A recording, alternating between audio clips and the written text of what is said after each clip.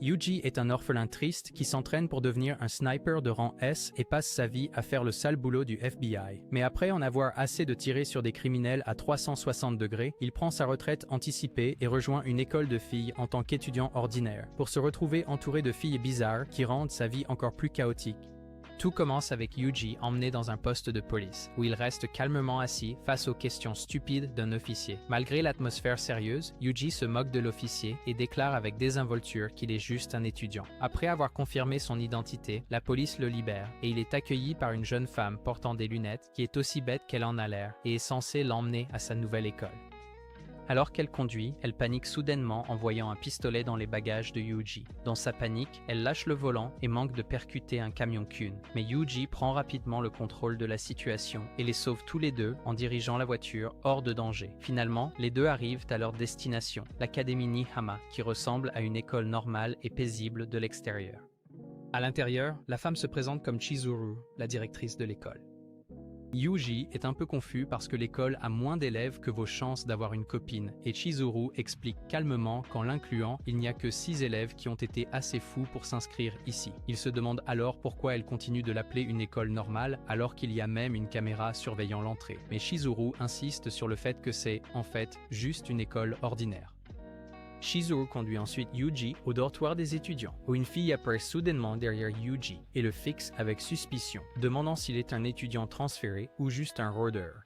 Yuji se présente ainsi que la fille. Voici Sachi, une élève de première année. Yuji regarde sa tenue et demande si c'est la semaine du cosplay, mais Sachi explique que comme elle est déléguée de classe et chouchoute du professeur, elle a fini par porter quelque chose qui montre qu'elle n'a aucun intérêt à vivre. Elle montre ensuite à Yuji la chambre du gardien où il séjournera en tant que responsable du dortoir. Ce soir-là, alors que Yuji se détend dans le bain, il réfléchit à l'idée de vivre la vie d'un PNJ, tout comme vous. Le lendemain matin, Yuji se lève tôt et suit sa routine habituelle comme s'il était une imitation de Patrick Bateman. Il met des gouttes pour les yeux, boit du thé oolong directement de la bouteille et s'habille avant de sortir pour faire du jogging. En courant, il se souvient des enseignements de son maître qui lui a dit un jour qu'un homme devait savoir courir vite, frapper fort et lire des livres.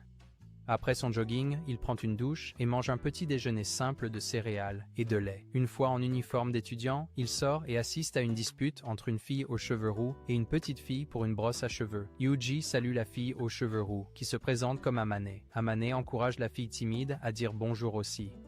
Et bien que hésitante, la fille se présente comme Makina. Elle demande ensuite à Yuji quel est son animal préféré et il répond qu'il aime les chiens. Plus tard dans la journée, Yuji arrive au bâtiment de l'école, un peu en avance, et entend quelqu'un parler toute seule dans une salle de classe. En entrant, il voit une fille qui devient rapidement confuse et nie qu'elle agissait. Elle se présente comme Michiru et demande nerveusement s'il a le sens de l'humour et il répond qu'il ne se soucie pas des blagues. Michiru insiste pour qu'il l'appelle par son prénom, mais elle devient soudainement gênée, pensant qu'elle a rendu les choses embarrassantes. Yuji accepte d'utiliser son prénom, ce qui la surprend agréablement. Elle sort alors quelque chose de son sac et le met dans sa bouche. Quand Yuji demande en plaisantant si elle est une tsundere, Michiru panique, le nie bruyamment et renverse même des bureaux comme une idiote en reculant. Yuji fait remarquer que ses cheveux ne sont pas assez blonds pour le look typique de tsundere. Elle se lance alors dans une tirade dramatique, se tenant sur un bureau et déclarant que toutes les filles tsundere portent une malédiction et qu'elles doivent avoir des cheveux blonds en couette. Peu après, Sachi, Amane et Makina entrent dans la salle de classe et Michiru prend place à l'avant tandis que Yuji s'assoit à l'arrière. Après quelques plaisanteries entre les filles, Chizuru entre et annonce que le cours va commencer, bien qu'il manque encore un élève. Après le cours, Sachi fait visiter les installations de l'école à Yuji. Yuji lui dit qu'il y a encore une élève qu'il n'a pas rencontrée et qu'elle s'appelle Yumiko. En entendant ce nom, Sachi s'excuse soudainement et disparaît. Dans une autre salle de classe, une fille lit tranquillement lorsque Yuji entre et lui demande si elle est Yumiko. Elle ne répond pas et essaie de partir, mais quand Yuji l'arrête, elle sort un couteau pour se défendre. Il la désarme rapidement et répète calmement sa question, et elle confirme finalement qu'elle est Yumiko. Plus tard dans la soirée, Yuji retourne au dortoir et remarque que tout le monde est revenu sauf Yumiko. Alors qu'il se dirige vers sa chambre, il sent la présence de quelqu'un à l'intérieur et entre brusquement pour trouver un homme avec ses melons en évidence. Il plaisante en disant qu'elle doit être une stripteaseuse envoyée pour son anniversaire, ce qui la fait rire. Elle explique que sa chambre est à l'étage et que c'est trop d'efforts pour monter, alors elle se change dans sa chambre. Yuji s'attend à ce qu'elle le mette dehors pendant qu'elle se change, mais Aman semble parfaitement à l'aise de montrer son corps et dit qu'elle se fiche de qui le voit. Tout en se changeant, Aman demande à Yuji s'il a une sœur. Il répond que son nom était Kazuki, mais qu'elle est décédée il y a des années. En entendant le nom, Aman semble surprise, mais balaie cela en disant qu'elle est juste curieuse. Une fois habillée, Aman déclare alors audacieusement qu'elle est sa nouvelle grande sœur et dit qu'elle commencera à lui préparer des repas parce que son régime alimentaire est pire que sa coupe de cheveux. Après avoir quitté la pièce, Yuji se demande comment elle est entrée puisqu'il avait verrouillé la porte plus tôt. Dehors, Aman tient une épingle à cheveux et admet avoir crocheté la serrure. En s'éloignant, elle se remémore un tragique accident de bus qui a mis fin à la vie de ses camarades de classe et pense à la façon dont elle l'a trouvé. Dans une autre partie de l'école, Makina est allongée sur l'herbe en croquant une pomme. Dehors, Mature est assise tranquillement sur l'herbe avec un chat endormi sur ses genoux. Quelque part à l'intérieur, Sachi est vue portant un masque à gaz tout en travaillant sur quelque chose. Pendant ce temps, Yumiko se tient au sommet du bâtiment de l'école, serrant son couteau et déclarant qu'elle donnera une coupe de cheveux à Yuji s'il ose la regarder. De retour au dortoir, Yuji reçoit un appel de quelqu'un nommé Jade B. Elle lui dit qu'il est temps pour sa prochaine mission. Yuji déverrouille une mallette sécurisée et l'ouvre pour révéler des armes à l'intérieur. Plus tard, alors que Yuji se rend en classe, Yumiko s'approche furtivement de lui et essaie de lui raser les sourcils, mais il esquive facilement son attaque. Surprise, elle lui demande comment il a réussi à l'éviter et il la taquine en disant que son timing était bien trop lent. Il lui demande alors si elle ne ressent vraiment rien à l'idée de blesser un camarade, mais elle répond avec désinvolture qu'elle ne l'a pas vraiment coupé, donc ça ne compte pas. Après cela, elle range calmement son couteau et s'éloigne en lui disant de se souvenir de ce qui s'est passé. Plus tard, dans la salle de classe, Aman parle à Yuji et dit qu'il semble avoir du mal parce qu'il a essayé de se rapprocher de Yumiko beaucoup trop vite. Plus tard dans la journée, sous la chaleur intense de l'été, Yuji est assis à l'ombre, en train de lire un livre, lorsqu'il remarque Makina allongée sous un arbre. Il pense que la petite est morte, alors il vérifie son pouls et apprend qu'elle dort juste comme un chien. Il voit aussi qu'elle a mordu dans une pomme. Finalement, elle se réveille, prend une autre bouchée de la pomme et se dirige vers un étang où elle nourrit les poissons. Elle aperçoit une écrevisse et essaie de la faire s'accrocher à un bâton, mais Yuji apparaît derrière elle et la surprend. Elle perd l'équilibre et manque de tomber dans l'étang. Après l'avoir déposée, elle le remercie timidement et essaie de s'éloigner. Yuji l'arrête et lui demande pourquoi elle l'évite, mais elle ne répond pas. Il lui demande alors si elle se souvient même de son nom, et elle s'en souvient. Gênée de le dire, elle finit par l'appeler Oni-chan à la place. Yuji demande ensuite si elle a un calmar mariné dans sa poche, ce qui est aléatoire mais détend l'atmosphère. Il finit par attraper les crevesses, bien que Makina l'appelle un poisson-pince pour une raison quelconque. Yuji explique comment les écrevisses peuvent devenir rouges ou bleues et lui dit de le laisser retourner dans l'étang pour qu'elle puisse en attraper une elle-même. Makina le remercie d'avoir joué avec elle et de lui avoir appris à en attraper une. En guise de remerciement, elle lui donne sa pomme à moitié mangée avant de rentrer chez elle en courant. Il en prend une bouchée comme le pervers qu'il est et Yumiko l'observe depuis le toit de l'école. Un flashback montre Yumiko criant sur la principale Chizuru à propos de l'inscription de Yuji dans ce qu'elle considère comme une école réservée aux filles. Chizuru explique calmement que Yuji ne causera aucun problème. Non convaincue, Yumiko va plus tard en ligne sur un site pour chercher des informations sur Yuji. Elle ne croit toujours pas qu'il est une personne normale et refuse de l'accepter. De retour au présent, Yuji lève les yeux vers le toit, sentant la présence de quelqu'un mais ne voit personne. Le lendemain, Yumiko essaie de poignarder Yuji à nouveau et encore une fois, il esquive facilement. Elle continue d'essayer, mais il évite chaque tentative. Yumiko finit par perdre l'équilibre et montre accidentellement sa poitrine plate avant de se couvrir rapidement. Plus tard, Yuji rend visite au bureau de Chizuru. Chizuru explique que Yumiko considère l'académie comme son espace personnel et qu'elle a peur quand quelqu'un y entre. Elle est étudiante là-bas depuis l'ouverture de l'académie et maintenant il y a soudainement un garçon, un inconnu mystérieux dont elle se sent menacée. Chizuru dit que Yumiko essaie d'éliminer Yuji par peur et lui dit de gérer cela à sa manière. Chizuru demande aussi s'il s'habitue à la vie scolaire ordinaire, mais Yuji admet que non. Il a l'impression de ne pas être lui-même. Chizuru mentionne que toutes les filles ont ressenti la même chose à leur arrivée. Dehors, Yuji réfléchit à savoir s'il s'habituera un jour vraiment à la vie normale. Juste à ce moment-là, Makina apparaît à côté de lui alors qu'il achète des boissons à un distributeur automatique. Elle lui demande de lui raconter une histoire, quelque chose de cool pour aider à supporter la chaleur de l'été. Après l'histoire, un homme voit les deux s'entendre et se demande si Yuji pourrait faire de même avec Yumiko. Il dit que c'est plus facile à dire qu'à faire, mais un homme insiste sur le fait que Yumiko n'est pas aussi mauvais qu'il en a l'air. Soudain, il voit une femme blonde nommée GB faire signe à la porte de l'école. Un homme demande si Yuji la connaît et il dit non, mais ensuite la femme appelle son nom et lui envoie un baiser. Yuji dit à un homme d'emmener Makina à l'intérieur pendant qu'il va rencontrer la femme à l'extérieur. Elle lui demande s'il apprécie la vie étudiante et quand il répond froidement, elle le prévient de se comporter, sinon il pourrait subir une mort accidentelle. Avant de partir, elle lui rappelle comment il a marché 200 km à travers une frontière à pied au lieu d'utiliser le train pour lequel elle lui avait acheté un billet. À cause de cela, il s'est retrouvé dans un poste de police. De retour en classe, un homme interroge Yuji au sujet de la femme. Sachi et Makina sont curieuses aussi. Michiru le regarde avec colère et Yumiko fait semblant d'être cool en ignorant tout ce qui l'entoure. Yuji explique que GB est son garant et son patron à ce travail à temps partiel. Il dit que son travail consiste à nettoyer les ordures, à faire des travaux sales et à ramper dans toutes sortes d'endroits, tandis que GB se contente de donner les ordres. Quand la cloche sonne, un homme s'assoit devant lui et demande en plaisantant s'il a des relations intimes avec GB. Elle demande aussi ce qu'il faisait avant de venir à l'académie et il explique qu'il vivait avec une femme plus âgée qui n'était pas de sa famille, une amie de GB. Et après sa mort, GB a pris le relais et maintenant le fait travailler comme un chien. Un homme demande encore une fois s'il a une petite amie, et il dit non. Plus tard dans les dortoirs, Yuji remarque que les autres filles ne sont pas encore revenues. Juste au moment où il déverrouille sa porte, Yumiko apparaît et essaie de le poignarder une fois de plus. Il attrape son bras avant que le couteau ne frappe et maintenant elle commence à jouer la victime comme une tote typique de Twitch. Il lui dit qu'il n'est pas son ennemi et lui rend le couteau, mais elle n'est toujours pas convaincue et promet de découvrir un jour sa faiblesse. Il demande alors s'ils peuvent commencer à être amis et propose de se donner des surnoms, mais elle sort immédiatement son couteau à nouveau. Il réalise que c'est peut-être trop tôt et décide de rester sur les noms de famille. Elle accepte et l'appelle enfin Kazami-kun, tandis qu'il l'appelle Sakaki. Plus tard dans sa chambre, Yumiko se souvient avoir ramassé des déchets quand une vieille femme lui a donné un sac de pommes en remerciement. Elle regarde ses amis et réalise qu'ils sont tous devenus importants pour elle. Après ce souvenir, elle range enfin le couteau. Yuji revient en courant au dortoir, vacant à ses occupations comme d'habitude, quand il remarque quelque chose de fort. En tournant le coin, il aperçoit un homme devant sa porte accroupi et en train de crocheter la serrure comme un voleur professionnel.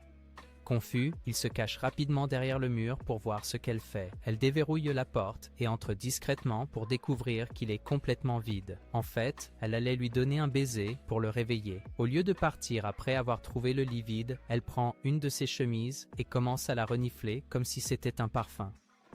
Puis, elle saute sur son lit, enfouit son visage dans son oreiller et commence à faire ce que ta mère fait à oncle Jeff une fois que tu es endormi. Juste au moment où les choses ne pouvaient pas devenir plus gênantes, Yuji entre tranquillement en tenant une bouteille de thé, comme s'il venait juste prendre une boisson rapide. Il se tient dans l'embrasure de la porte et regarde tandis qu'Aman se fige en plein acte, réalisant qu'elle a été surprise en train de faire des bêtises dans son lit. Plus tard, Yuji, Aman et Makina se dépêchent d'aller en cours parce qu'ils sont en retard. Pendant qu'ils se pressent, Makina se plaint qu'elle déteste absolument courir. Alors Yuji décide de rendre les choses amusantes. Il lui apprend une chanson de course amusante et ils commencent à chanter ensemble. La chanson finit par parler de ce qu'Aman a fait plus tôt dans sa chambre, ce qui l'a fait se tortiller de pure gêne. Pendant ce temps, Sachi fait une liste de courses pour les boissons préférées de tout le monde. Elle note du thé vert pour Aman, du thé au lait pour Michiru, du thé au citron non sucré pour Yumiko, de l'eau minérale non gazeuse pour Yuji et le lait le plus délicieux pour Makina. Alors que Sachi part faire des courses, Aman et Michiru remarquent que Makina se comporte de manière très prétentieuse, imitant le ton sérieux et la façon arrogante de parler de Yuji, ce qu'ils trouvent amusant. Yumiko arrive et rappelle à tout le monde qu'ils ont bientôt un cours l'après-midi, alors Aman et Makina partent. Mais avant de partir, Aman dit à Yuji de ne pas oublier le cours. Yumiko reste et dit à Yuji qu'Aman a vécu une expérience traumatisante impliquant un accident de la route et qu'elle n'est plus la même depuis. Plus tard, Aman et Makina reviennent de cours, et Aman se rend compte que Sachi n'est toujours pas revenu du magasin. Elle l'appelle, se demandant ce qui prend autant de temps. Pendant ce temps, Yumiko lâche tranquillement la vérité que cette école est essentiellement une garderie pour fous certifiés, et Yuji s'intègre parfaitement avec le reste de l'équipe de psychopathes. Peu après, alors que Yuji sort pour lire en paix, il entend des bruits étranges provenant des buissons voisins. Au début, il pense que quelqu'un se fait applaudir, mais quand il vérifie, c'est juste Michiru qui joue avec un chat. Le chat a attrapé sa pochette dans sa bouche et ne veut pas la lâcher. Michiru est clairement agacé et demande de l'aide à Yuji. Il accepte et lui donne un conseil au hasard. Les chats détestent l'odeur des agrumes. Puis, il lui dit que puisque ses cheveux sentent le jus de raisin, il pourrait peut-être utiliser cela pour éloigner le chat. Yuji lui dit de secouer ses couettes devant le chat, et même si Michiru est totalement confuse, Elle s'exécute. En réponse, le chat saute sur sa tête au lieu de s'enfuir, et Yuji déclare la mission un échec et la renvoie. Puis, tout à coup, le chat la fixe un instant et s'enfuit tout seul. Yuji remarque qu'elle n'a pas l'air très heureuse, mais elle insiste sur le fait qu'elle l'est et s'éloigne comme si de rien n'était. Peu de temps après, Sachi arrive en courant, agissant sur quelque chose que Yuji aurait accepté plus tôt. Il ne se souvient pas avoir dit oui à quoi que ce soit, ce qui le déroute. Michiru lui rappelle qu'il a tendance à fonctionner en pilote automatique et à accepter des choses sans s'en rendre compte. Quand Sachi sort un mètre ruban, il demande ce qu'elle mesure. Elle dit que c'est pour la sangle et explique qu'elle lui fabrique une pochette spéciale, spécifiquement une pochette requin rose scintillante. C'est là qu'il comprend. Plus tôt, il a vu Michiru tomber et la fermeture éclair de sa pochette requin s'est cassée. Il s'est moqué d'elle, l'appelant tête de serpillière. Avant qu'elle ne puisse même demander de l'aide à Sachi, Sachi est apparue de nulle part, lui faisant une peur bleue, et a vu la pochette cassée. Elle a trouvé ça mignon, et Yuji, à moitié endormi et à peine conscient, a acquiescé. Michiru l'a taquiné en lui demandant s'il voulait aussi une pochette, et il a dit oui par automatisme. Maintenant, Sachi lui fabrique sérieusement une pochette, la décorant avec des strass et des paillettes. Il réalise soudain qu'il ne veut pas être surpris en train de porter une pochette de requin rose pailleté parce que cela le fait paraître efféminé. Heureusement, elle ne l'a pas encore terminé. Alors il lui dit rapidement de changer le design pour une pochette de chien des buissons, à la place pour la retarder. Ignorant ses ruses, Sachi accepte et promet de le finir en exactement 20 minutes. Alors qu'elle se met au travail, Yuji regrette de ne pas avoir choisi quelque chose de plus cool comme un tamarin lion doré. Makina arrive, se demandant ce qui se passe, et Michiru explique tout. Juste à ce moment-là, Sachi revient, tenant fièrement une pochette de chien, des buissons terminés, toujours étincelante et brillante. Alors que Yuji tend la main pour la prendre, Michiru la lui arrache des mains de Sachi et la montre à Makina. Au début, Makina trouve ça bizarre, mais une fois qu'elle voit les paillettes, elle en tombe amoureuse. Yuji demande à Sachi de le donner à Makina à la place, et elle accepte de le faire. Alors que les deux filles partent, Yuji remercie Michiru de l'avoir sauvée de ce désastre de pochette rose. Étrangement, elle ne se souvient pas de ce qui s'est passé, alors elle hausse les épaules et s'en va. Plus tard, les filles jouent au baseball. Un homme tombe accidentellement et se tord la cheville. Yuji la porte à l'infirmerie, mais il n'y a pas d'infirmière, alors il finit par soigner sa blessure lui-même. Pendant qu'il lui bande la cheville, un homme lui demande pourquoi il est toujours si froid envers elle. Juste au moment où il s'apprête à partir, elle s'accroche à lui et le supplie de ne pas partir. Dans un retournement soudain, elle avoue qu'elle est tombée amoureuse de lui dès leur première rencontre et lui demande d'être son petit ami. Yuji n'est clairement pas prêt pour ça, alors elle change sa demande. Yuji essaie de l'ignorer, mais quand il voit à quel point elle a l'air blessée et peu sûre d'elle, il décide de simplement jouer le jeu. Elle sourit, lui tapote la tête et le remercie de l'avoir accepté comme sa grande sœur. Plus tard pendant le déjeuner, tandis que Yuji mange son repas habituel et simple, Amen et Makina apportent une énorme boîte à lunch pour qu'ils puissent tous manger ensemble. Amen commence à lui donner des morceaux de nourriture qu'elle a préparés et il commence à penser à son passé. Il se souvient comment il a essayé de vivre seul après avoir perdu son maître et commence à se demander si ce genre de vie normale avec de la nourriture et des rires est quelque chose qu'il devrait accepter. Ensuite, Makina prend son tour et le nourrit aussi, essayant de le faire sourire. Pendant que Yuji fait son jogging près de la côte, il aperçoit Michiru debout tranquillement sur une falaise, regardant l'océan comme si elle était Eren Yeager ou quelque chose du genre. Curieux, il s'approche d'elle et elle lui dit qu'elle regarde souvent la mer parce que cela la calme, même si elle ne comprend pas vraiment pourquoi. Juste à ce moment-là, le chat errant qui traînait autour de l'académie apparaît et marche directement vers elle. Yuji la taquine, disant qu'elle devait être là juste pour voir le chat, mais Michiru le nie rapidement, même si elle finit par lui caresser doucement la tête, admettant qu'il l'aime bien. Quand Yuji lui demande son nom, elle nomme le chat Miyomo. Plus tard, Yuji s'assoit sur l'herbe à côté de Michiru et Miyomo. Alors qu'ils regardent l'océan ensemble, Michiru commence à parler de la beauté de la mer, mais elle admet que le ciel la rend mal à l'aise, surtout la nuit quand il est couvert de nuages. Elle regarde la lune et dit qu'elle n'est pas pleine, et quelque chose à ce sujet la dérange. Elle lui dit que parfois, elle a l'impression d'être enfermée dans une boîte, incapable de respirer, et que regarder le ciel nocturne la fait se sentir seule, c'est pourquoi elle l'évite. Yuji, réalisant qu'elle n'est pas aussi bête qu'elle en a l'air, essaie de détendre l'atmosphère en plaisantant qu'il serait mauvais qu'elle se transforme en loup sous la pleine lune, mais elle répond que ça ne la dérangerait pas d'être un loup parce qu'elle veut mourir. Puis, alors qu'elle donne des snacks à Miyomo, elle demande soudainement à Yuji ce qui arrive aux gens quand ils meurent. Cette nuit-là, de retour au dortoir, Yuji s'étire la jambe quand il remarque Michiru en train de boire une poche de jus de citron acide. Il se souvient de la conversation précédente et de comment il lui a dit que mourir, c'est comme tomber dans un sommeil sans fin et ne jamais se réveiller. Michiru lui a dit qu'elle veut être enterrée sur cette falaise où il parlait et elle lui demande de promettre qu'il le fera quand le moment viendra. Puis, revenant au présent, Yuji lui demande pourquoi elle boit quelque chose d'aussi acide. Elle affirme avec confiance que la vitamine C le rendra plus intelligent. Lorsqu'il lui demande où elle a entendu cela, elle commence à divaguer sur les sardines et les têtes de thon qui en sont pleines. Yuji se dit que même si cette clown reniflait la réserve mondiale de vitamine C, elle resterait une idiote. Plus tard, un dessin animé passe à la télé et Makina et Sachi le regardent avec enthousiasme. Puis, pendant une nuit orageuse, Makina dit soudain qu'elle pense que Michiru pourrait en fait être une extraterrestre parce qu'elle porte parfois des couvre-chefs étranges et agit comme si elle captait des ondes radio. Amen est d'accord que Michiru agit parfois complètement différemment, même de manière inhabituellement sérieuse.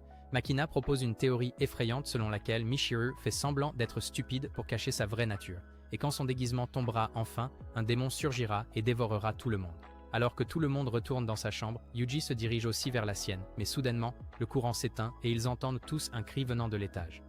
Ils se précipitent et trouvent Yumiko debout devant sa chambre, visiblement effrayée. Puis ils entendent à nouveau le cri et Yuji réalise rapidement qu'il vient de la chambre de Michiru. Il se cache derrière un mur alors que Michiru sort, ayant l'air étrange, avec des emballages en plastique dans les cheveux et se déplaçant maladroitement.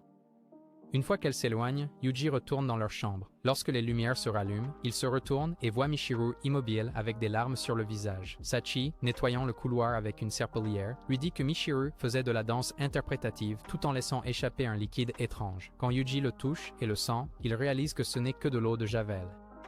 L'après-midi suivant, Yuji retourne au dortoir. Lorsque Makina lui dit qu'elle, un homme et Sachi parlent juste d'amitié, Yumiko ne répond pas et s'éloigne simplement.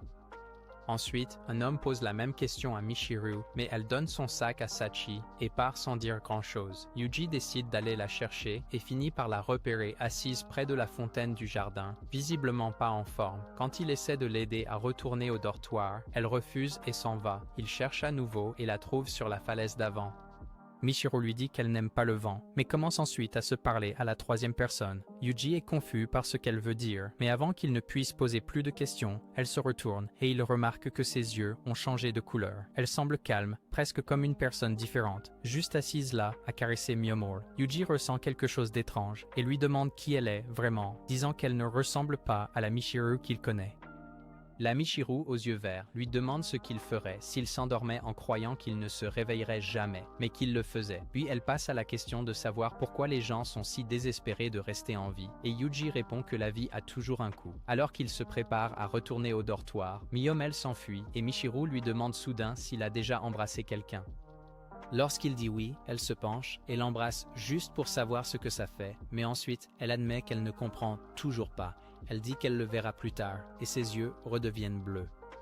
Alors qu'elle recule, elle met accidentellement sa main dans du caca de chien et crie à un enfant à proximité de ramasser après son chien. Elle demande ensuite si elle a dit quelque chose de bizarre et il répond qu'elle est toujours bizarre. Le lendemain, Michiru dit à Yumiko qu'elle devrait arrêter de lire et faire de l'exercice à la place. Yumiko ne croit pas vraiment que Michiru soit sportive, alors Michiru la défie de l'attaquer pour prouver à quel point elle est agile. Yumiko sort un cutter et Michiru esquive de manière dramatique, revendiquant la victoire et la narguant jusqu'à ce que Yumiko s'énerve et s'approche, ce qui la fait paniquer. Pendant ce temps, Yuji se lance dans un monologue en réfléchissant à la façon dont la fille qu'il a embrassée et cette fille qui cherche à se faire remarquer sont des personnes différentes. Plus tard en classe, Michiru demande à Yuji ce qui s'est passé à la falaise et quand il décide de lui montrer, elle est troublée et s'enfuit. Dehors, elle prend des pilules, tandis que Miyomel saute sur sa tête, mais elle finit par effrayer le chat et essaie de s'excuser. Plus tard, elle se promène avec un sac de biscuits, appelant le chat, mais ne parvient pas à la trouver. Près de la falaise, près du phare, elle attend toujours le chat, se sentant coupable d'avoir été froide avec elle plus tôt. Yuji lui dit que le chat est un errant et qu'il reviendra, mais réalise que le chat est en fait sa meilleure amie. Il lui dit alors de retourner au dortoir et qu'il la rejoindra bientôt. Alors qu'elle s'éloigne, Yuji trouve une traînée de sang et découvre que Miyomel est en train de mourir. Soudain, Michiru voit le chat et s'effondre en larmes. Il prend rapidement un taxi et les deux essayent de conduire Miyomel chez un vétérinaire. Michiru continue d'essayer de lui donner des biscuits, refusant de croire qu'il est en train de mourir. Mais Yuji lui dit de le tenir près d'elle dans ses derniers instants. Miyomel tousse du sang dans ses mains, puis devient immobile. Alors qu'il meurt dans ses bras, Michiru pleure de désespoir total. Plus tard dans la soirée, Yuji entre discrètement dans la chambre de Michiru et est choqué de la trouver allongée inconsciente sur le sol, entourée de pilules éparpillées partout. Il en ramasse une et la met dans sa bouche pour tester ce que c'est. Il réalise qu'elle a essayé de se droguer. Sans perdre de temps, il la conduit au bureau de l'infirmière. Là, Chizuru vérifie son état et dit calmement à Yuji que le médicament n'était pas assez fort pour la tuer, donc heureusement elle ira bien. Le lendemain matin, alors que Yuji sort de sa chambre, il voit Michiru attendre dehors comme si rien ne s'était passé. Elle dit avec désinvolture qu'elle se sent mieux maintenant et essaie de faire comme si tout était redevenu normal. Sachi apparaît vêtue de sa tenue habituelle de soubrette et Michiru est redevenue une idiote, c'est-à-dire elle-même. Michiru accepte maladroitement et dit qu'elle s'est remise du rhume qu'elle avait supposément. Peu après, Makina et un homme apparaissent aussi. Makina, pleine d'énergie comme toujours, attrape Yuji et insiste pour qu'il joue avec elle. Plus tard dans la journée, Yuji emmène Michiru sur le toit de l'école et lui demande directement si elle est l'autre Michiru, celle aux yeux verts, et ce qui est exactement arrivé à la vraie. La fille aux yeux verts lui dit que la vraie Michiru est partie, complètement engloutie par l'obscurité en elle. Elle dit qu'elle ne veut pas que Yuji continue à blesser Michiru. De retour au dortoir, Sachi rend visite à Yuji dans sa chambre avec la boîte que Michiru lui a donnée. C'est verrouillé fermement et pendant un instant, Sachi pense à l'ouvrir avec sa tronçonneuse, mais réalise rapidement que ce n'est peut-être pas la meilleure idée. Alors, elle le donne à Yuji et lui demande de l'ouvrir pour elle. Après son départ, Yuji parvient à déverrouiller la boîte et ce qu'il trouve à l'intérieur le choque complètement. Cherchant des réponses, Yuji retourne dans la chambre de Michiru et montre à la fille aux yeux verts un journal. Il s'avère être un journal partagé écrit par les deux versions de Michiru, échangeant des messages. Yuji admet qu'il n'a jamais cru que des choses comme les personnalités multiples ou les souvenirs passant par des grèves de cœur étaient réels, mais après avoir lu cela, il trouve difficile d'ignorer. La fille aux yeux verts lui dit à nouveau que la vraie Michiru a abandonné parce que la douleur était trop forte et elle l'a supplié de prendre le relais. Yuji lui demande si elle est vraiment d'accord pour laisser Michiru disparaître pour toujours. Elle dit doucement que la vraie Michiru mérite de vivre sa propre vie et qu'elle ne peut pas continuer à prétendre être quelqu'un qu'elle n'est pas. C'est alors que Yuji sort un étui contenant une pilule et dit que la prendre ramènera la vraie Michiru. Elle refuse, mais il ne lui laisse pas le choix et la force à l'avaler. Ses yeux passent lentement du vert au bleu et la vraie Michiru revient. Mais au lieu de se sentir sauvée, elle dit calmement qu'elle veut toujours mourir, parce qu'elle ne veut plus jamais ressentir la douleur de perdre quelqu'un. Yuji ne discute pas avec elle et accepte simplement sa décision. Michiru se réveille plus tard dans l'obscurité totale, incapable de bouger son corps. Elle entend la voix de Yuji expliquer qu'il lui a donné un relaxant musculaire temporaire et qu'elle est maintenant enterrée vivante dans un cercueil. Enfermée, elle commence à se remémorer des moments douloureux de son passé. Elle se voit enfant jouant du piano, se faisant frapper les mains par un professeur strict chaque fois qu'elle se trompait, réalisant qu'elle était une ratée sans valeur dès le départ. Puis, elle se souvient avoir vu une fille debout sur un toit, prête à sauter, et au lieu d'essayer de l'arrêter, Michiru l'enviait en fait. La fille l'a remarqué et est descendue. Et étonnamment, elles ont commencé à parler et sont devenues de proches amies, même si elles semblaient heureuses ensemble. Un jour, cette fille a dit au revoir et a sauté du toit. Michiru était dévastée et le choc lui a causé une crise cardiaque. À l'hôpital, les médecins ont transplanté le cœur de cette femme dans Michiru. Après l'opération, elle a commencé à entendre la voix de la fille dans sa tête lui offrant du réconfort, mais Michiru la rejetait à chaque fois. Finalement, toute la douleur s'est accumulée au point qu'elle a essayé de se poignarder.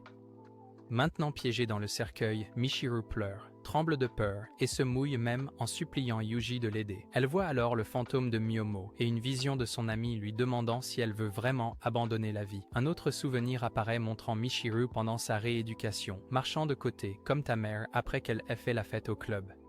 D'autres flashbacks montrent son long parcours à cacher ses émotions, jusqu'à ce qu'elle se retrouve soudainement dans un monde onirique. Là, elle rencontre à nouveau la même fille qui l'invite à venir dans l'au-delà. Michiru recule lentement, et lorsque la fille essaie de l'attraper avec une ombre sombre, Michiru s'excuse et dit qu'elle est enfin prête à avancer. Elle accepte que son amie soit vraiment partie et n'ait jamais été vivante après ce jour-là. La fille disparaît, ne laissant que ses chaussures et une photo d'elles deux ensemble. Choisissant de vivre, elle ouvre la porte pour revenir à la réalité et s'échappe du cercueil, bien que son corps soit incroyablement faible. Juste au moment où elle est sur le point de s'effondrer, Yuji apparaît et la tire hors de la tombe.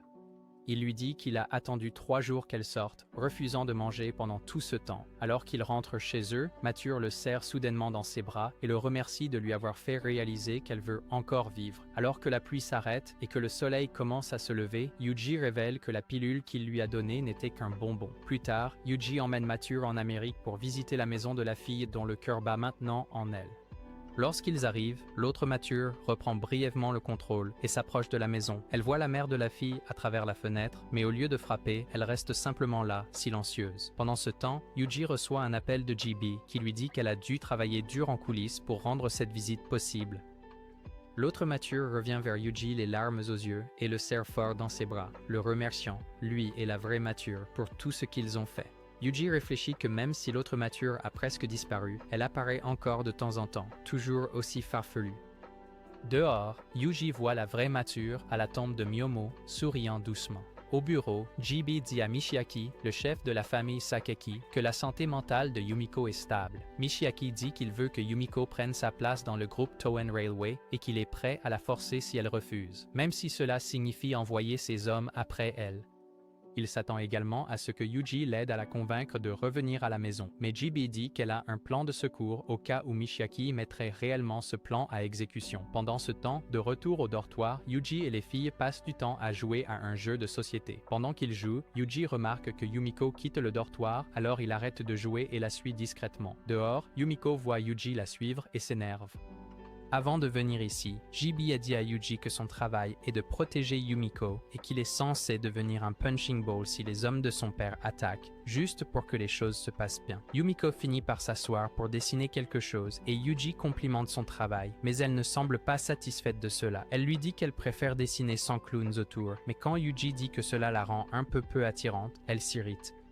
Puis, il commence soudainement à pleuvoir, et quand la foudre frappe, Yumiko laisse tout tomber par peur, y compris son cutter. Juste à ce moment-là, 3 des hommes en noir les entourent, et l'un d'eux dit à Yuji de s'écarter. Mais au lieu de reculer, Yuji les affronte. Après s'en être occupé, il attrape Yumiko et se cache avec elle sous un pont ferroviaire. Pendant qu'ils attendent là, Yumiko est surprise par son agilité et quand la foudre frappe à nouveau, elle a peur et le serre dans ses bras. Ce moment lui fait réaliser qu'elle est plus faible que Yamcha et elle s'ouvre sur son passé douloureux. Son père s'attendait à ce que sa mère donne naissance à un garçon, mais c'est Yumiko qui est née. Quand elle était jeune, la santé physique de sa mère s'est affaiblie et sa santé mentale s'est détériorée aussi. Ses grands-parents ont emmené sa mère à l'hôpital et ont laissé Yumiko derrière, la traitant comme un fardeau. Des années plus tard, elle a rendu visite à sa mère à nouveau, seulement pour l'entendre dire qu'elle aurait souhaité être restée vierge comme les spectateurs, ce qui lui a brisé le cœur. Finalement, son père a eu un fils avec une autre femme, mais cet enfant est mort jeune aussi. Après cela, il a ramené Yumiko et a essayé de l'élever comme l'héritière de l'entreprise familiale. Yumiko lui a dit qu'elle, sa mère et tout le monde n'étaient que des outils pour lui afin de développer le groupe Toen. Après la mort de sa mère et de son demi-frère, elle était tellement brisée qu'elle a fini par couper son camarade de classe, Aida, avec une lame. Yuji écoute en silence jusqu'à ce qu'il voit l'un des hommes toujours à leur recherche. Yumiko continue d'expliquer que son père a créé l'académie Mihama juste pour la cacher du monde. Elle s'excuse de lui imposer son traumatisme, mais Yuji dit qu'il comprend pourquoi elle veut être seule et lui dit que cela ne le regarde vraiment pas. Alors qu'ils rentrent chez eux, Michiaki est furieux que Yuji l'ait protégé et appelle Chizuru, la directrice de l'école, exigeant qu'elle l'expulse. Chizuru refuse, mais Michiaki menace d'envoyer Yumiko étudier au pays de la violence par armes à feu et de fermer l'académie si elle ne suit pas ses ordres. Quand Yumiko l'apprend, elle sort furieuse du bureau de Chizuru et les autres filles la voient passer. Plus tard, Chizuru frappe à la porte de Yumiko voulant parler, mais Yumiko est au téléphone avec Yuji. Le temps passe et tout le monde attend qu'elle sorte. Finalement, Yumiko voit des voitures arriver au dortoir et son père en sort, exigeant qu'elle vienne avec lui. Yuji sort aussi, mais Michiaki lui dit de s'écarter et d'amener Yumiko à lui. Chizuru sort et demande plus de temps, mais Michiaki refuse d'attendre. Cela agace Michiru et elle lui tient tête, disant que Yumiko est à bout. Maintenant furieux, Michiaki réalise que laisser sa fille avec ses filles dysfonctionnelles était peut-être une erreur. Enfin, Yumiko sort et fait face à son père. Quand ses hommes s'approchent pour l'attraper, Yumiko sort une arme qu'elle a achetée en ligne et tire au sol, ce qui crée une impasse. Alors que le soleil se couche, Michiaki se cache derrière la voiture avec Jibi et Chizuru, tandis que ses hommes tiennent des boucliers. Jibi lui dit que les autres étudiants sont en sécurité. Yumiko tire un autre coup de semonce, mais Michiaki la supplie d'arrêter, disant que s'il perd elle et sa mère, Misako, il sera tout seul. Yumiko dit que c'est lui qui l'a fait se sentir ainsi en l'abandonnant et lui dit qu'elle veut que la famille Sakaki disparaisse. Michiaki dit qu'il a tout fait pour elle, mais Yumiko dit que c'est des bêtises et qu'il est juste préoccupé par l'héritage de la famille Sakaki. Michiaki en a assez et tente de l'attraper, mais Yumiko tire à nouveau et le touche finalement à l'épaule. L'homme continue d'avancer et elle essaie de tirer encore une fois, mais elle n'a plus de balles. Jibi remarque cela et est sur le point d'ordonner à ses hommes d'intervenir, mais il se fige en voyant Yumiko sortir une grenade. Réalisant qu'il n'y a aucun moyen pour elle et son père de se comprendre, Yumiko retire la goupille et se laisse tomber au sol alors que ça explose. Michiaki se précipite et trouve son corps brûlé, croyant qu'elle est morte, et s'effondre en pleurant. Le lendemain, Yuji rend visite à Michiaki, à la tombe de la famille Sakaki. Michiaki lui donne une note qu'il a trouvée dans la chambre de Yumiko où elle a écrit que l'Académie Nihon devrait continuer même après sa mort. Michiaki admet qu'il a appris quelque chose d'important et qu'il passera le reste de sa vie à comprendre ce que c'est. Après son départ, Yumiko sort de derrière un arbre, bien vivante. Elle dit que même si elle détestait être née dans la famille Sakaki, elle est reconnaissante envers ses parents et pleure en les remerciant et en leur disant au revoir. Plus tard, sur le toit de l'école, Jibi parle à Yuji et réalise ce qui s'est vraiment passé. Yuji avait donné à Yumiko une note promettant de l'aider à gérer son père, et il s'avère que Yumiko n'a pas tiré sur Michiaki. Le corps que tout le monde pensait être celui de Yumiko était en fait un leurre emporté par deux hommes. Dans la salle de classe, les filles sont soulagées de voir Yumiko vivante. Jibi sait que Yuji a désobéi aux ordres, mais il a fait ce qu'il devait faire. Elle donne à Yumiko son registre familial, lui permettant de quitter la famille Sakaki et de repartir à zéro. Plus tard, Yumiko demande à Yuji qui il est vraiment, car elle ne croit pas qu'il soit juste un étudiant ordinaire. Yuji élude la question, mais quand il dit qu'elle est devenue plus attirante, Yumiko sourit, se sentant enfin heureuse et acceptée. Un matin tranquille, Sachi est dehors en train de balayer près du dortoir quand Michiru sort, à moitié endormie et paniquée à l'idée qu'elles vont être en retard. Sachi lui rappelle que c'est dimanche et que l'école est fermée, ce qui renvoie Michiru directement au lit sans y penser à deux fois. Sachi, se tenant là seule, commence à penser à la façon dont Michiru agit comme si elle avait perdu quelques cellules cérébrales, et comment Yumiko a aussi changé depuis que Yuji est arrivé à l'académie et est lentement devenu une partie de leur vie. À l'intérieur du dortoir, Yuji et un homme lisent paisiblement ensemble, tandis que Sachi les observe tranquillement à proximité. Alors qu'elle est encore en train de réfléchir, Makina apparaît soudainement, lui attrape la main et insiste pour qu'elles aillent regarder la télévision ensemble. Pendant qu'elles regardent les informations, il y a un reportage sur des enfants qui ont du mal à compter jusqu'à 100 en se baignant parce qu'ils abandonnent trop vite, ce qui suscite une idée étrange mais déterminée dans l'esprit de Makina. Elle veut qu'elles comptent jusqu'à 10 000 dans le bain, croyant que cela renforcera leur endurance. Sachi, étant la plus bête d'entre elles, accepte le défi. Cette nuit-là, Sachi met l'idée en pratique et commence à compter dans le bain. Mais elle surestime clairement son endurance et finit par s'évanouir d'épuisement. Aman la trouve inconsciente et la transporte au lit avec l'aide de Yuji et Makina. Voir Sachi comme ça fait fondre Makina en larmes et elle se blâme d'avoir poussé le défi trop loin. Alors qu'Aman et Makina sortent pour chercher de la glace, Yuji entend Sachi murmurer « Yukun » dans son sommeil, lui rappelant la première fois qu'elle l'a traité de gros. Le lendemain matin, Sachi s'est rétabli et tout le monde est visiblement soulagé, surtout Makina. Pendant ce temps, Yuji arrive à une gare et se retrouve finalement devant une vieille maison. Plus tard, dans un terrain de jeu, il voit un garçon grimper pour atteindre une fille assise en haut, un moment qui lui rappelle un souvenir avec une fille. De retour à l'école, Chizuru entre dans la classe, surprise d'apprendre que Yuji a pris sa journée, surtout avec les examens qui approchent.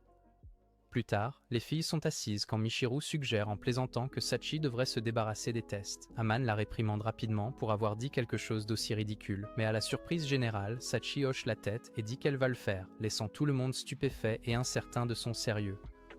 Ce soir-là, Yuji retourne au dortoir où Aman attend que Sachi sorte pour le dîner. Elle lui parle du plan de Sachi pour se débarrasser du test et Yuji a du mal à croire qu'elle a été assez bête pour prendre Michiru au sérieux. Il décide qu'il doit parler directement à Sachi et Aman et Yumiko sont d'accord. Avant que Yumiko ne parte, elle lui demande nonchalamment s'il a déjà entendu parler d'une fille qui met le feu à son école juste pour éviter de passer un test. Quand Yuji demande si cela s'est réellement produit, elle esquive la question et demande s'il laisserait Sachi faire quelque chose de dangereux.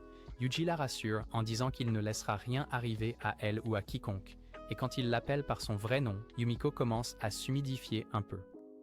Pendant ce temps, dans sa chambre, Sachi marmonne qu'elle doit être une bonne fille. Le lendemain, Aman et Yumiko remarquent quelque chose d'étrange chez Sachai. Cette nuit-là, Sachi s'introduit dans l'école avec une carte montrant comment elle va détruire les tests. Un autre jour passe et en classe, Aman remarque que Sachi s'assoupit pendant la journée, ce qui rend Yuji encore plus suspicieux.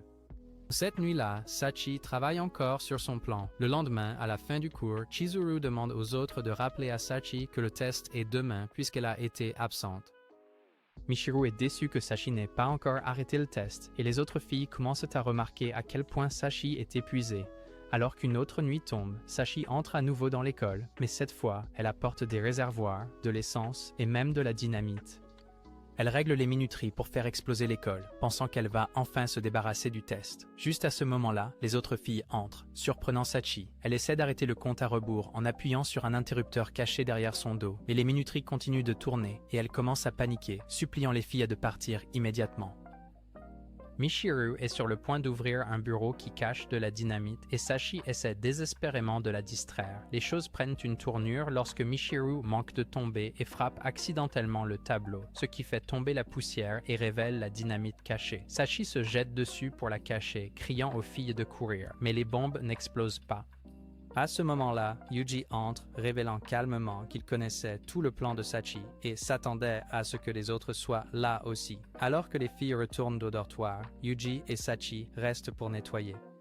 Sachi, encore secouée, demande pourquoi les bombes n'ont pas explosé et Yuji explique qu'il les a désactivées pour qu'elles s'arrêtent à zéro. Elle réalise qu'il y avait une erreur dans son installation et est tellement effrayée par ce qui aurait pu arriver qu'elle finit par se faire pipi dessus. Après avoir changé de vêtements, elle s'assoit avec Yuji et il commence à se souvenir que Sachi est en fait quelqu'un de son passé, son ami d'enfance, Saishan.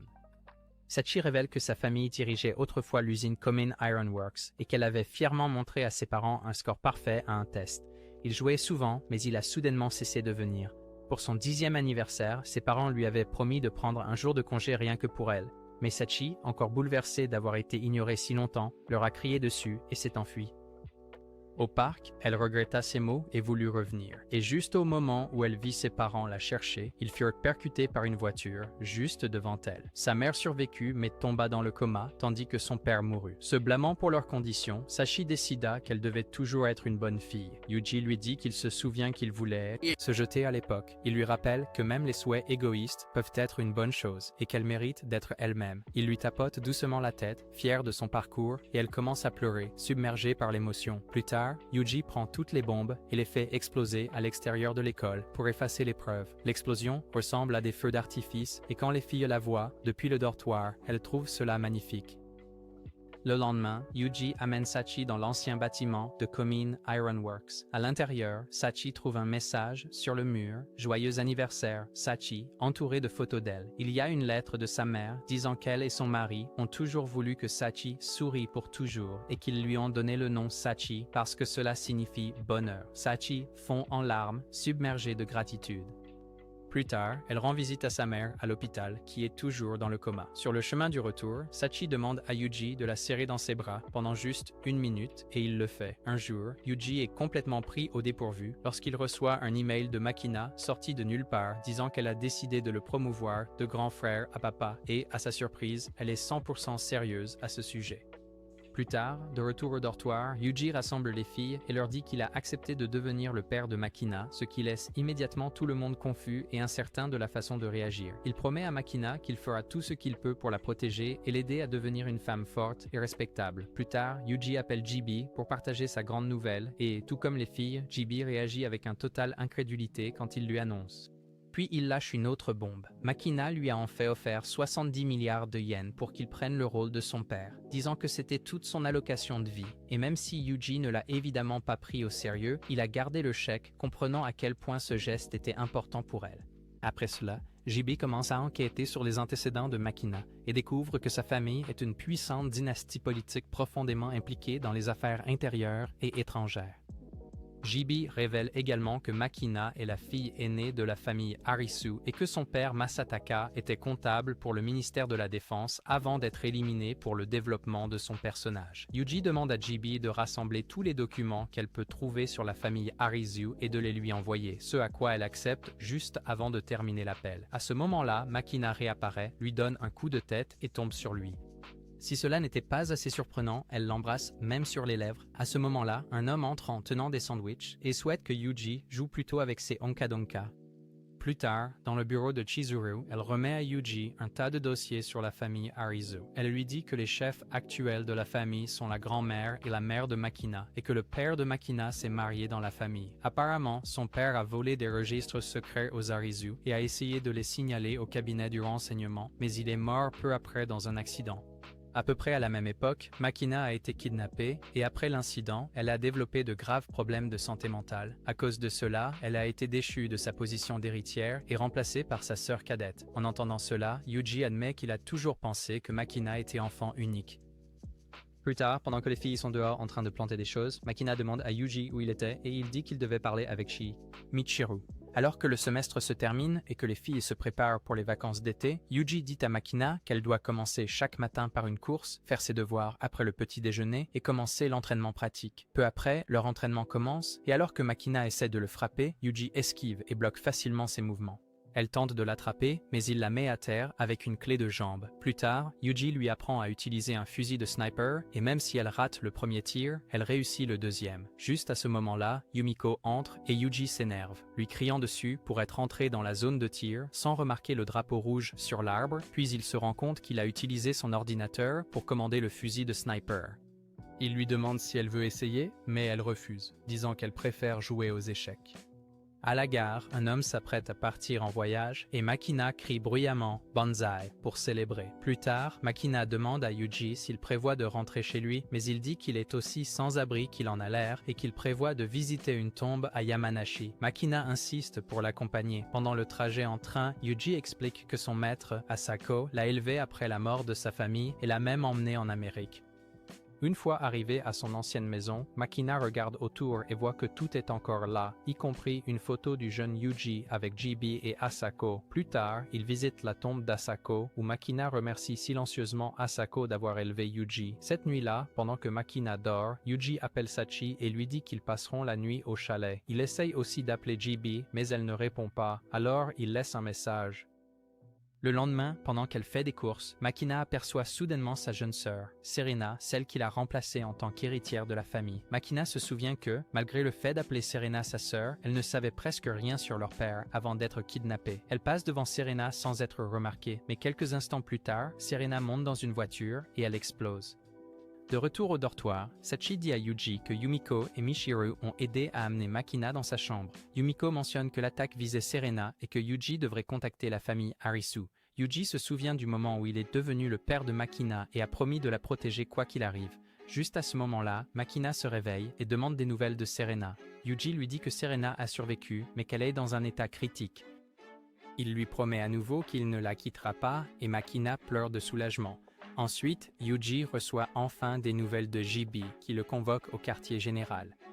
Lorsqu'il arrive, utilisant maintenant son nom de code, numéro 9029, il trouve JB avec une secrétaire, Shira. Shira propose de prendre un selfie avec lui et flirte un peu jusqu'à ce que JB la mette dehors. Revenant aux affaires, JB donne à Yuji une nouvelle mission. Et lorsqu'il ouvre le dossier, la personne qu'il est censé éliminer n'est autre que Makina, la fille qu'il a juré de protéger. La nuit, Makina rêve de son père, Masataka, entouré par un groupe de voyous qui se retournent soudainement contre lui. L'un d'eux révèle que sa femme a des relations avec tout le monde sauf lui, et avant qu'il ne puisse même comprendre la trahison, ils l'abattent. Makina se réveille en sursaut de ce cauchemar, pleurant en se souvenant du moment où elle a perdu son vrai père. Pendant ce temps, au QG, JB se fait réprimander par son patron parce que Yuji a atteint la puberté et refuse de suivre les ordres. Juste à ce moment-là, Chira fait irruption avec une mise à jour indiquant qu'ils ont localisé Yuji. Alors le patron lui ordonne immédiatement de déployer une équipe, de capturer Yuji et de l'interroger pour découvrir l'emplacement de Makina. Sous un pont où les hommes cherchent activement, Yuji apparaît en premier et les neutralise tous rapidement comme si c'était un jeu d'enfant. Yuji a été stupéfait lorsque JB lui a donné pour mission d'assassiner Makina. Lorsqu'il a hésité, JB a menacé de l'arrêter s'il refusait. Il ne voulait pas le faire, mais il savait qu'il n'avait pas le choix. Tout ce chaos avait commencé seulement 20 heures plus tôt, lorsque Yuji et Makina se préparaient à quitter le dortoir. Il a dit aux autres filles que la vie de Makina était en danger et qu'elle devait se cacher. Un homme a préparé un panier repas pour Makina. Pour assurer leur survie, Michiru a remis 2000 yens pour la route et Sachi lui a offert un petit pommier en signe d'espoir. Alors qu'ils s'éloignaient, Yuji a promis de protéger Makina quoi qu'il arrive. Sur le toit, Yumiko les regardait partir en silence. Peu de temps après, Yuji a aperçu la voiture de JB et a décidé de la confronter, demandant pourquoi la famille Arizu était si obsédée par la chasse à Makina. JB a expliqué que Makina a une mémoire très vive et qu'elle a mémorisé toutes ces transactions douteuses que sa famille a effectuées. Elle a également fait le choix stupide d'appeler sa mère et de la menacer de tout révéler si la sécurité de Sarina n'était pas assurée. En entendant cela, Yuji a dit qu'il préférait mourir plutôt que de livrer Makina et le feu dans ses yeux a rappelé Asako à JB. Cette nuit-là, tandis que Makina dort et pleure dans son sommeil, manifestement hanté par ses souvenirs, Yuji reste vigilant dans l'appartement qu'il a loué. Le lendemain matin, Makina lui propose du pain au curry. De retour au quartier général, Chiora et JB surveillent tout en secret et Chiora finit par localiser leur cachette. Plus tard dans la nuit, une escouade déguisée en équipe de nettoyage arrive en camionnette. Cependant, Yuji a toujours 2 coups d'avance, alors lui et Makina se cachent dans un grand réfrigérateur. Lorsqu'un des hommes l'ouvre, une boîte à lunch déclenche une libération de gaz pesticide. L'équipe met rapidement des masques à gaz et se précipite à l'intérieur. Bientôt, une explosion déclenchée par la chaleur déchire l'appartement et au milieu du chaos, Yuji et Makina s'échappent dans un véhicule, disparaissant complètement des radars du quartier général. Après avoir fui les lieux, ils abandonnent la voiture, mais Makina se souvient soudainement qu'elle a laissé le jeune pommier derrière. Yuji lui dit qu'il est trop dangereux de revenir en arrière et qu'il n'y a rien qu'il puisse faire. Le soir suivant, Chiora informe JB que quelqu'un a découvert le jeune arbre à l'intérieur du bâtiment détruit. JB, suivant les ordres d'un professeur, lui dit de retourner le jeune arbre à sa place légitime. Pendant ce temps, Yuji, maintenant armé d'un pistolet volé, retourne à l'appartement pour découvrir que Makina est une idiote qui est secrètement retournée récupérer le jeune arbre. Elle trouve bien un jeune pommier, mais découvre bientôt que c'est un piège lorsqu'un homme armé la coince. Il hésite juste assez longtemps pour qu'elle lui saute dessus et essaie de l'étrangler, comme Yuji le lui a appris. Mais avant qu'elle ne puisse s'échapper, un autre homme apparaît et lui tire dessus. Elle s'effondre, et alors qu'elle est allongée par terre, il commence à la frapper jusqu'à ce que Yuji fasse irruption et leur inflige un sort pire que celui de l'escouade de Levi. Makina est grièvement blessée, à peine consciente, alors Yuji la prend dans ses bras et se précipite à l'hôpital. Juste au moment où il arrive, JB le confronte avec une arme et lui demande de se rendre. Prêt à riposter, Yuji se prépare, mais JB le surprend en emmenant Makina à l'intérieur pour être soignée au lieu de la laisser mourir. Le lendemain, la mère de Makina, Kiyoka, se présente à l'hôpital. Elle fait semblant de s'en soucier, mais tout ce qu'elle veut, vraiment, c'est parler de Sarina, son autre fille, qui a besoin d'un donneur d'organes. Cette nuit-là, Makina se réveille pour découvrir que quelqu'un a placé un jeune pommier à côté de son lit. De retour au siège d'Arisu, Kiyoka passe un dernier appel et ordonne à la sécurité de verrouiller le bâtiment. Peu de temps après, un livreur entre dans l'ascenseur avec une boîte. L'un des assistants de Kiyoka l'ouvre et trouve une note. Avant qu'il ne puisse réagir, l'homme sort une arme et lui tire dessus pour avoir fait du bruit. Le livreur est en réalité Yuji déguisé. Il fait irruption dans le bureau de Kiyoka.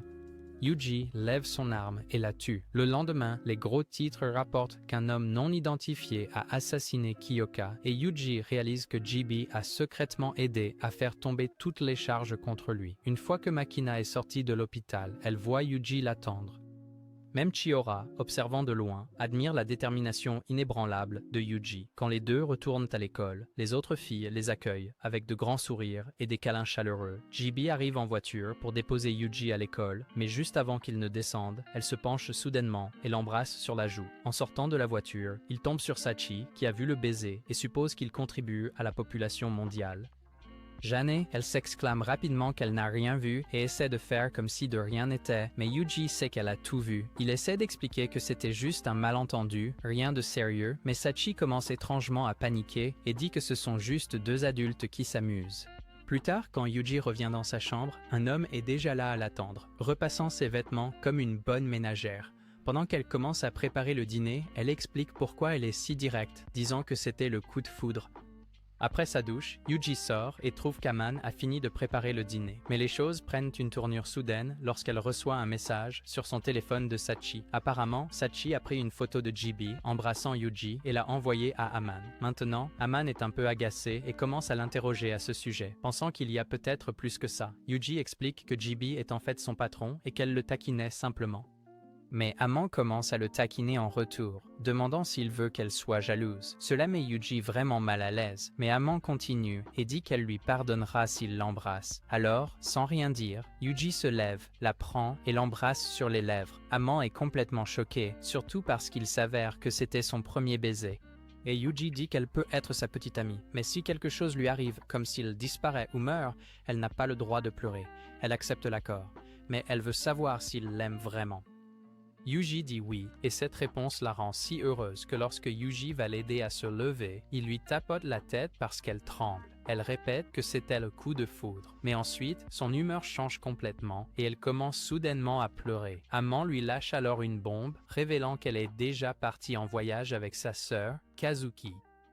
Elle commence à expliquer ce qui s'est passé il y a 6 ans, le 14 août. À l'époque, il revenait d'un camp d'été de basketball quand le minibus transportant 14 filles, dont Kazuki, a disparu sans laisser de traces. Et la seule à être revenue vivante était Aman. Yuji est encore choqué qu'Aman ne lui ait jamais dit qu'elle connaissait Kazuki. Se sentant coupable, Aman sort un journal de cette époque et le donne à Yuji pour qu'il le lise. L'histoire le ramène au 14 août, il y a 6 ans. Le camp de basket des filles venait de se terminer et le bus retournait à l'académie. Mais ensuite, un des pneus a éclaté et tout le bus est tombé d'une falaise, s'écrasant dans la forêt en contrebas. Aman s'est réveillée étourdie et a réalisé qu'elle était tombée sur une autre fille. Cette fille s'est présentée comme Kazuki. Après cette introduction maladroite, elles sont toutes deux sorties du bus accidenté et Kazuki a tendu à Aman ses lunettes cassées. Kazuki a insisté pour sauver la présidente du club ensuite, même si elle ne l'aimait clairement pas, ce qui a dérouté Aman. Ensemble, elles ont aidé tout le monde à sortir du bus. Le conseiller, Yoshihiko, était inconscient avec une commotion cérébrale, alors Kazuki a pris les choses en main, prodiguant les premiers secours et même en faisant bouillir de l'eau pour aider à nettoyer les blessures. Elle a dit à Aman qu'elle était sa première véritable amie, et cela signifiait beaucoup pour elle. Kazuki remarqua que celle qui était dans le pire état était Haruka, qui avait besoin de soins hospitaliers. Mais ils étaient complètement bloqués. Pas de signal téléphonique, pas de moyen facile de sortir de la forêt, et aucune aide n'arriverait de sitôt. Même avec un bras cassé, Kazuki a continué, refusant de laisser quiconque voir sa douleur. Elle a laissé Aman soigner sa blessure et a continué à planifier leur prochaine action. Lorsque le conseiller s'est enfin réveillé, Kazuki a expliqué la situation calmement. Shikani a été la première à mourir dans l'accident, et comme Aman l'a trouvée, cela l'a bouleversée. Quand elle a demandé à Kazuki pourquoi elle s'était disputée avec Chiaki, la présidente du club, Kazuki a dit que c'était exprès pour empêcher Chiaki de gêner. Plus tard, alors que Yoshihiko enterrait Tsukasa et priait pour elle, Chiaki fit monter les tentes pour la nuit. Kazuki était toujours concentrée et déterminée, prête à travailler avec Aman pour trouver comment survivre. Le lendemain, Aman se réveille et réalise que Kazuki n'est nulle part. Et pendant qu'elle regarde dehors, elle remarque que Sakuma fait quelque chose d'étrange avec son téléphone. Sakuma attache son téléphone portable à une ficelle et le lance en l'air, espérant capter un signal. Mais même après plusieurs essais, Aman décide d'aller chercher Kazuki. Finalement, elle trouve Kazuki sortant des buissons avec de la nourriture comestible qu'elle a ramassée. Aman a l'air inquiète et demande pourquoi Kazuki part toujours seule comme ça, et Kazuki est surprise d'entendre que quelqu'un se soucie d'elle. Elle s'excuse et promet de ne plus la laisser seule. De retour à la tente, les autres filles essaient encore différentes façons d'obtenir un signal. Quand Amanda revient à la tente, elle voit Kazuki s'occuper de la blessure à l'estomac de Sakurai juste après l'avoir recousue. Et Kazuki demande à Amanda d'aider en changeant la serviette de Tamaki. Amanda fait ce qu'on lui demande et quand Haruka remercie Kazuki, elle lui dit qu'Amanda est celle qui a aidé. Alors Haruka la remercie aussi. Plus tard, Kazuki et Amanda sortent ensemble pour remplir leur bouteille d'eau. Amanda suggère que le groupe devrait peut-être commencer à travailler en équipe au lieu de toujours se séparer en paires, mais Kazuki dit que c'est plus efficace de cette façon. Puis elle demande pourquoi Amanda a choisi de faire équipe avec elle au départ, et Amanda rougit un peu avant de dire que c'est parce qu'elle aime Kazuki le plus. Cela prend Kazuki par surprise et la fait rougir, et quand Amanda la serre soudainement dans ses bras, elle la pousse accidentellement dans l'eau, la laissant tremper, Alors que Kazuki dégouline et est un peu agacée, elle entend soudain quelque chose d'en haut. Les autres filles aperçoivent un hélicoptère volant à proximité et commencent à crier et à agiter les bras pour demander de l'aide, espérant qu'il les verra et viendra les secourir. Mais malheureusement, l'hélicoptère ne remarque aucune d'elles et s'éloigne. Amanda pense rapidement à un plan et court vers le minibus où elle commence à klaxonner bruyamment, espérant que le bruit attirera l'attention du pilote.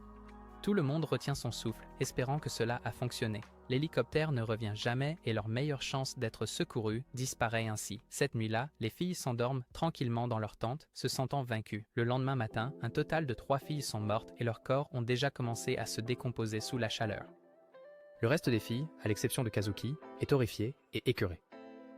Yoshihiko prend silencieusement les corps et les enterre dans la forêt. En cueillant des fleurs, Amanda demande à Kazuki si elle a un frère. Kazuki dit qu'elle en a un et explique à quel point ils étaient proches en grandissant, même s'ils ont eu des difficultés avec leurs parents. Amanda éclate soudainement en sanglots et dit qu'elle veut juste rentrer chez elle. Kazuki la serre fort dans ses bras, la réconforte et lui promet qu'elle la ramènera un jour chez elle.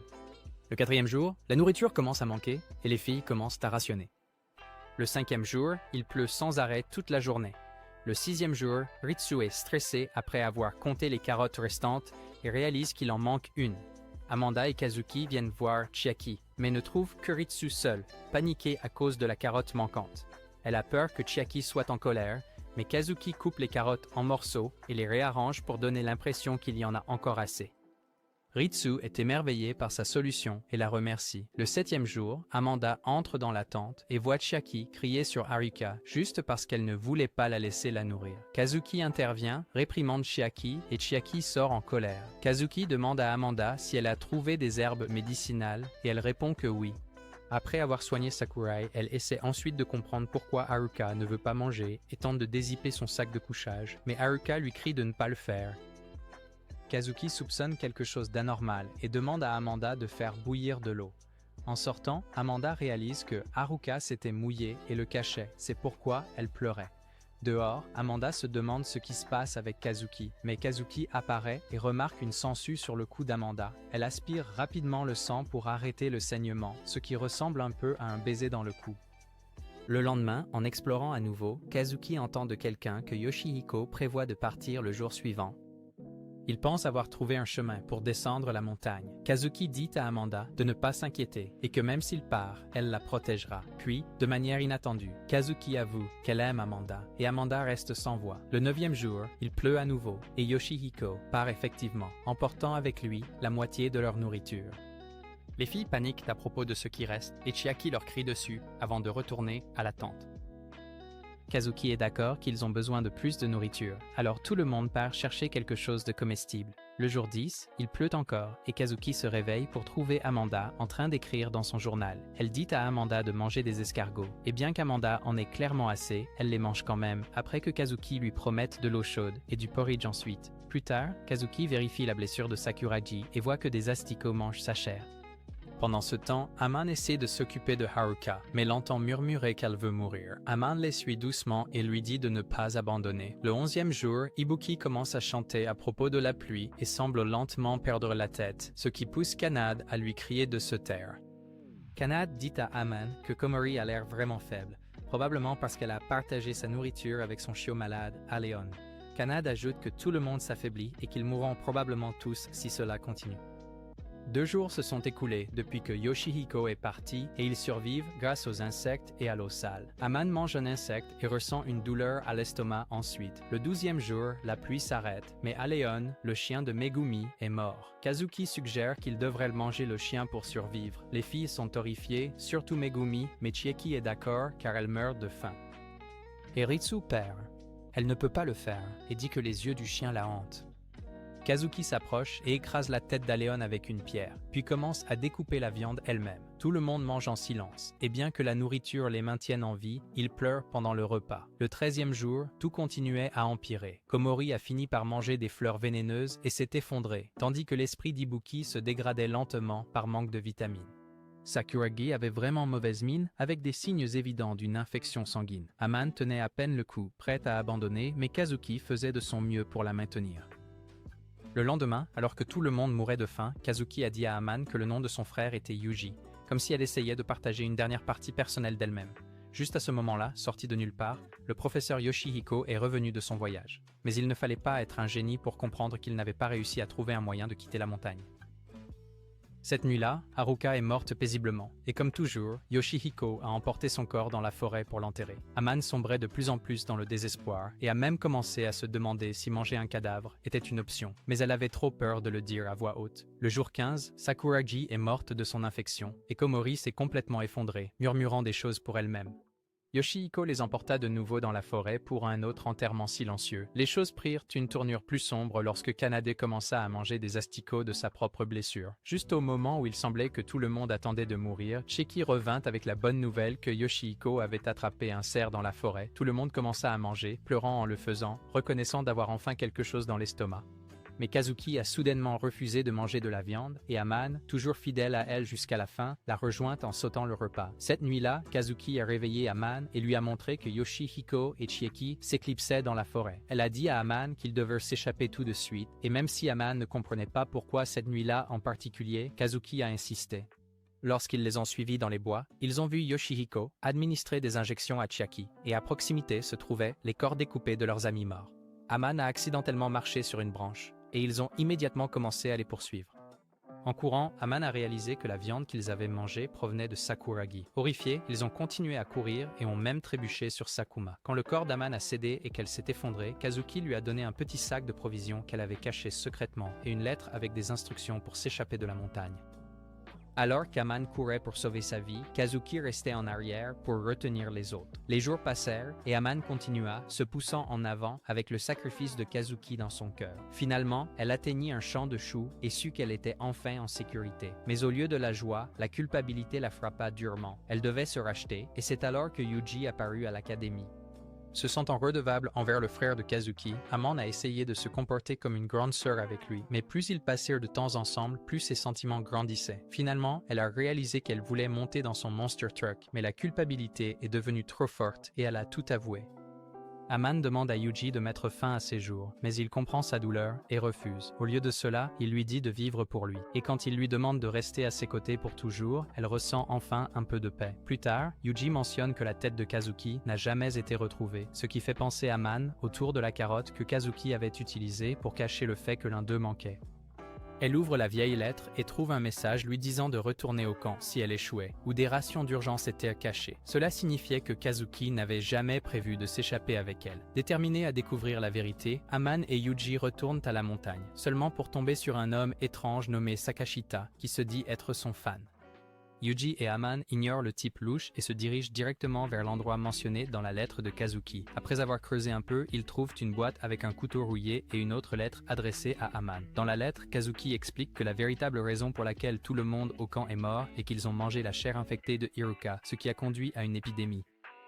La seule raison pour laquelle Kazuki et Amane ont survécu ce jour-là est qu'ils n'ont pas mangé de viande et ont suivi un régime végétarien.